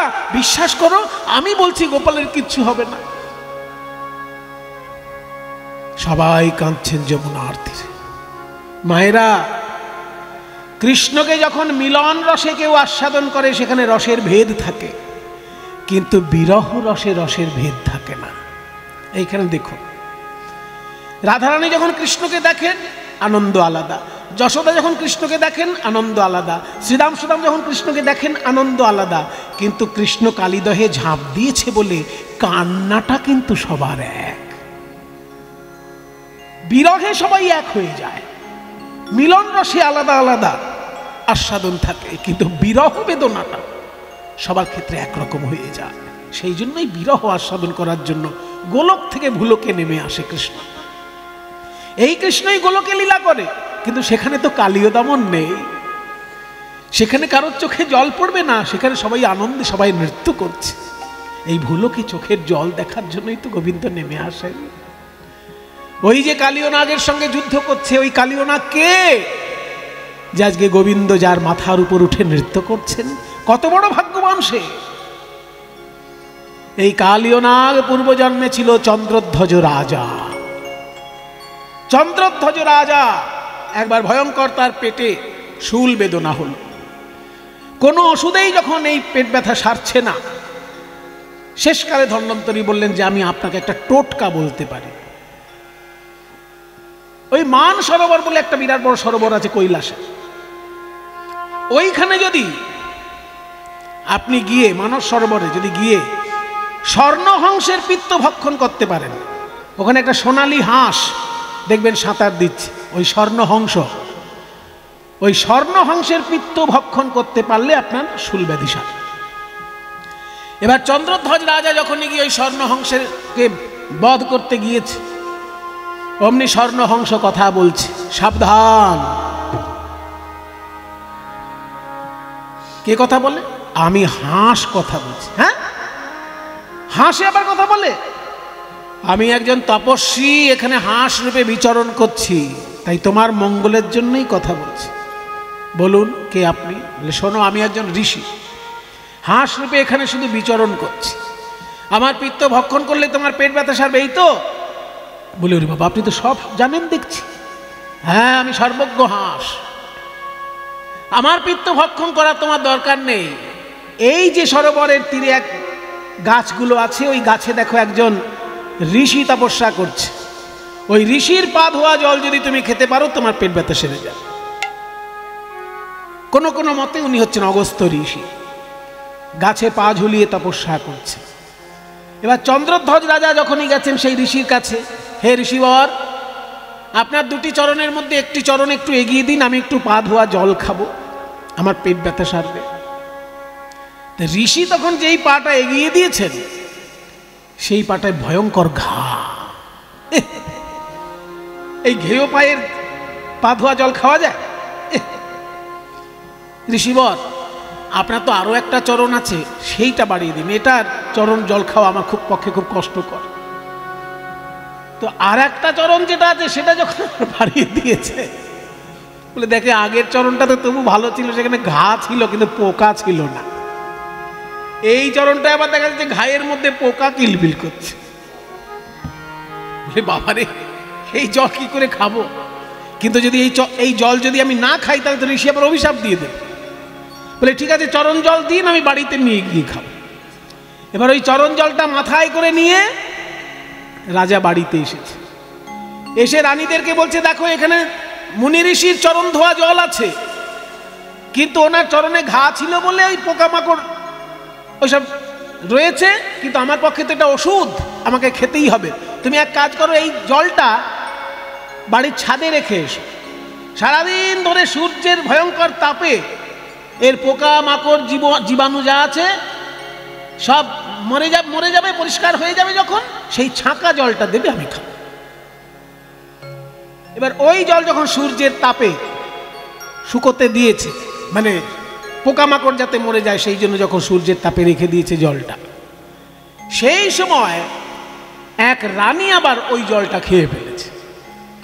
সেটা জানতে পেরে ওই অগস্ত্য ঋষি ছুটে এসেছেন, রাজা চন্দ্রধ্বজ, তোমার পেট ব্যথা সারবে বলে আমি আমার পা ধোয়া জল,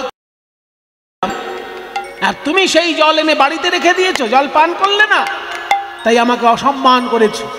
মুনি ঋষিকে অসম্মান করেছে যখন, তুমি সর্পকুলে জন্মগ্রহণ করবে। কিন্তু একটা জিনিস জানবে, মুনি ঋষির অভিশাপ পাওয়াটাও বড় ভাগ্যের ব্যাপার।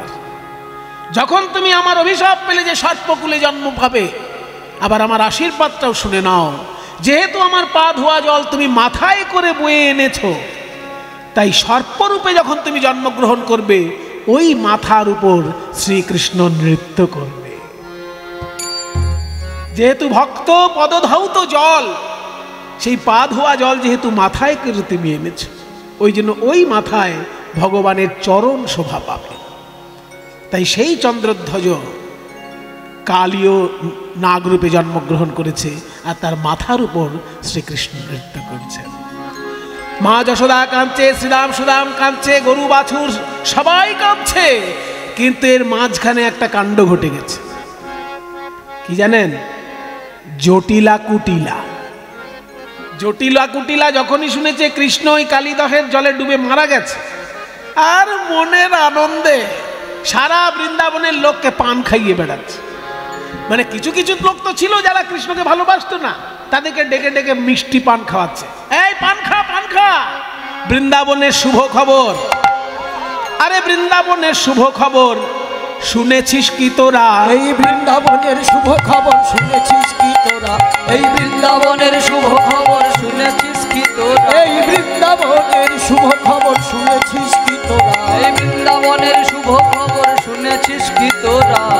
জলে ডুবে মারা গেছে নন্দের কেলে ছোড়া, জলে ডুবে মারা গেছে নন্দের কেলে ছোড়া, জলে ডুবে মারা গেছে নন্দের কেলে ছোড়া, জলে ডুবে মারা গেছে নন্দের কেলে ছোড়া। আর চিন্তা নাই রে, আর চিন্তা নাই রে, এই বৃন্দাবনের কুলবতীর আর চিন্তা নাই রে, এই বৃন্দাবনের কুলবতীর আর চিন্তা নাই রে। বৃন্দাবনের কুলবতীর চিন্তা নাই, কারণ কুল নাশা মারা গেছে। বৃন্দাবনের কুলবতীর কুল নাশা মারা গেছে, বৃন্দাবনের কুলবতী কুল নাশা মারা গেছে, বৃন্দাবনের কুলবতী কুল নাশা মারা গেছে। আর চিন্তা নাই রে, জলে ডুবে মারা গেছে নন্দের কেলে ছোড়া।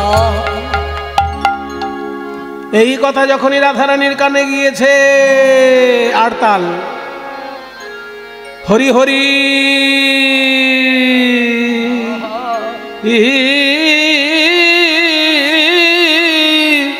কিয়ে ভেলো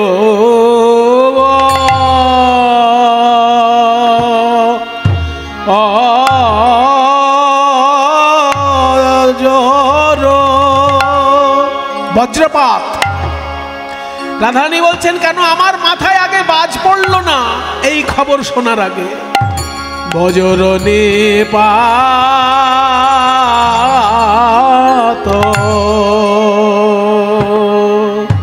হরি হরি কি ভেলো বজ, বলি এই কি আমার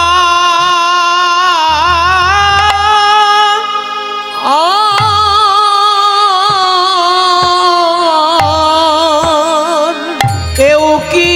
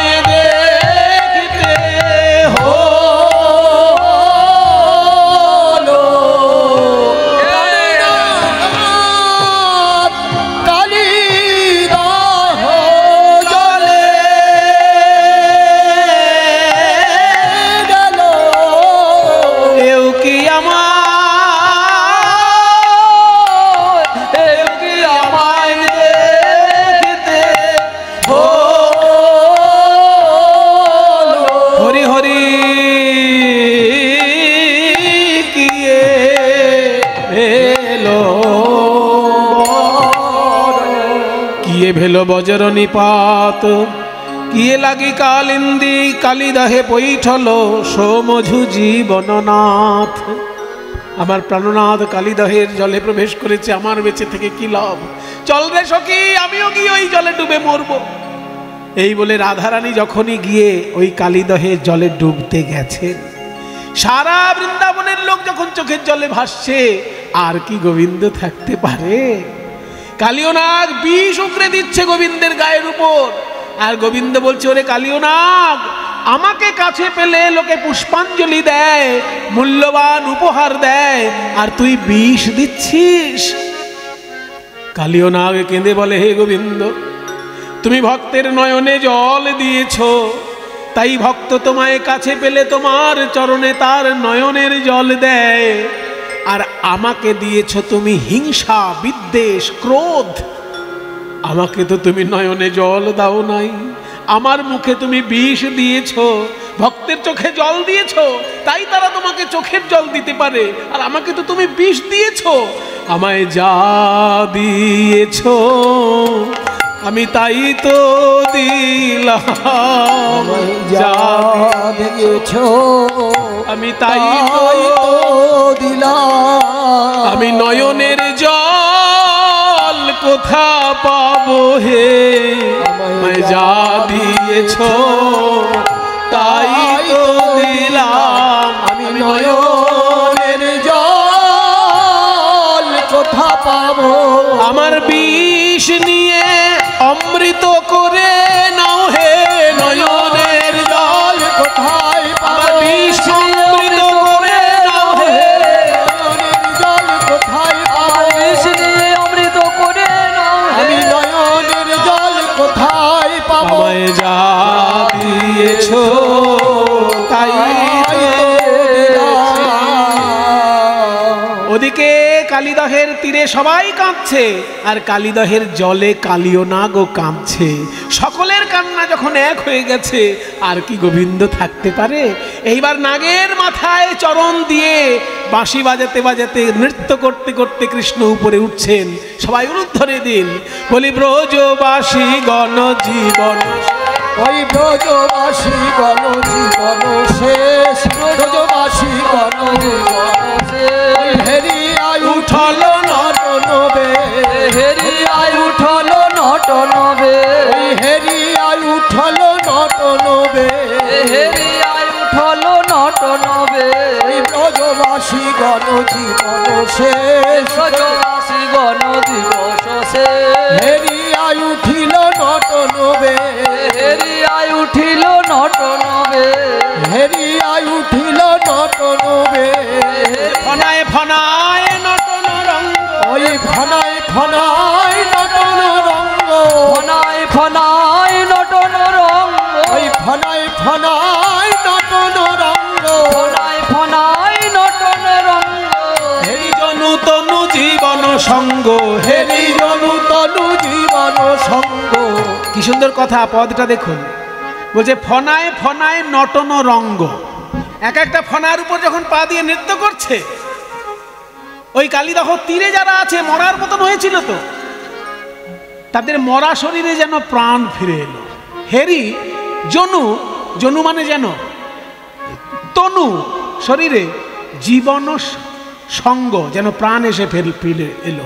হেরি জনু তনু জীবন সঙ্গ, হেরি জনু তনু জীবন সঙ্গ। বলি প্রাণ ফিরে এলো রে, প্রাণ ফিরে এলো রে। ওই ব্রজবাসীর মরা দেহে যেন প্রাণ ফিরে এলো রে।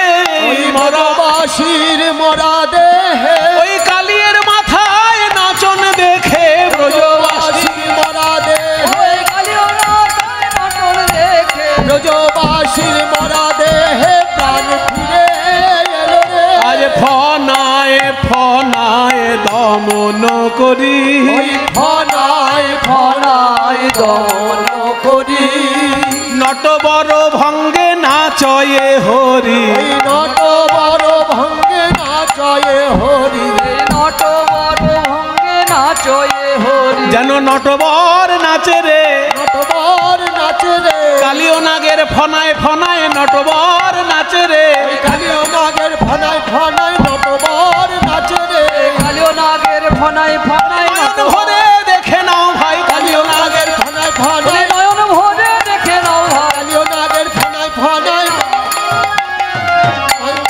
ফনায় ফনায় নটবর নাচে রে। এবার মাথা থেকে একটা করে রত্ন খসে পড়ছে আর খুলে গিয়ে গোবিন্দেরই চরণে যেন পুষ্পাঞ্জলি হয়ে চলে যাচ্ছে। হ্যাঁ, ফণি মণিগণ পড়ায়ে খসি, ফণি মণিগণ পড়ায়ে খসি, পূজয়ে চরণ নখর শশী, পূজায় চরণ নখর শশী, যেন পূজা করছে করছে, মাথার মণি দিয়ে কালিও পূজা করছে, মাথার মণি দিয়ে কালী, হে গোবিন্দ গ্রহণ করো বলে, মাথার মণি দিয়ে হে গোবিন্দ গ্রহণ করো বলে, মাথার মণি দিয়ে কালিও, গ্রহণ করো বলে, মাথার মণি দিয়ে কালিও পূজা করিছে, পূজয়ে চরণ নখর শশী, পূজায় চরণ নখর শশী, নাগাঙ্গ নাগন করয়ে স্তুতি, নাগঙ্গনাগণ করয়ে স্তুতি, হেরি ব্রজমণি হরসমতি, হেরি ব্রজমণি হরসমতি। কালিও নাগের স্ত্রীগণ কৃষ্ণের উদ্দেশ্যে স্তব পাঠ করছে যে আমাদের স্বামীর মাথায় এমন ভাবে আপনি পদাঘাত করছেন, আমাদের স্বামী যদি পরলোক গমন করে আমরা তো বিধবা হয়ে যাব, আমরা তো কোনো দোষ করি নাই, আমাদের স্বামীকে আপনি যেন হত্যা করবেন না, আমরা তাহলে বিধবা হয়ে যাব প্রাণ গোবিন্দ। তাই সব নাগপত্নীগণ গোবিন্দের উদ্দেশ্যে প্রার্থনা করছেন। সবাই একটু হাত জোড় করুন, আমরাও একটু গোবিন্দের উদ্দেশ্যে স্তব পাঠ করে নিই। ওম কৃষ্ণায় বাসুদেবায় হরে পরমাত্মনে প্রণত ক্লেশনাশায় গোবিন্দায় নমো নমঃ। ईश्वर परम कृष्ण सच्चिदानंद विग्रह अनादिरादि गोविंद सर्व कारण कारणम दीपार्जिरेव हि दशान्तरमभ्युपेत्य दीपायते विवृति हेतु समान धर्मा यस्तादृगेव च हि विश्रुतया विभाति गोविन्दमादिपुरुषं तमहं भजामि। बरहापीडं नटवरवपुः कर्णयो कर्णिकारम् बिभ्रद्वासकनककपीशं वैजयन्तीं च मालां रन्ध्रान् वेणोरधरसुधया पूरयन् गोपवृन्दैः वृन्दारण्यं सपदरमणं प्राविशद्गीतकीर्तिः श्यामं हिरण्यपरिधिं वनमाल्यबरहत् धातुप्रवालनटवेशमनुव्रतांशे विन्यस्तहस्तमितरेण धुरानमविजम् कर्णोद्बलालकपोलमुखाब्जहासं नमो ब्रह्मण्यदेवाय गोब्राह्मणहिताय च जगद्धिताय कृष्णाय गोविन्दाय नमो नमः। जगद्धिताय कृष्णाय गोविन्दाय नमो नमः। जगद्धिताय कृष्णाय गोविन्दाय नमो नमः।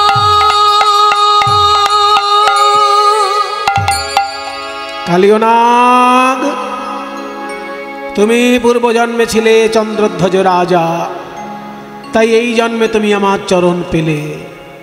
আমার বৃন্দাবনকে তুমি কলুষিত করেছিলে বিষ জলে, তাই আমি তোমাকে শাস্তি দিলাম।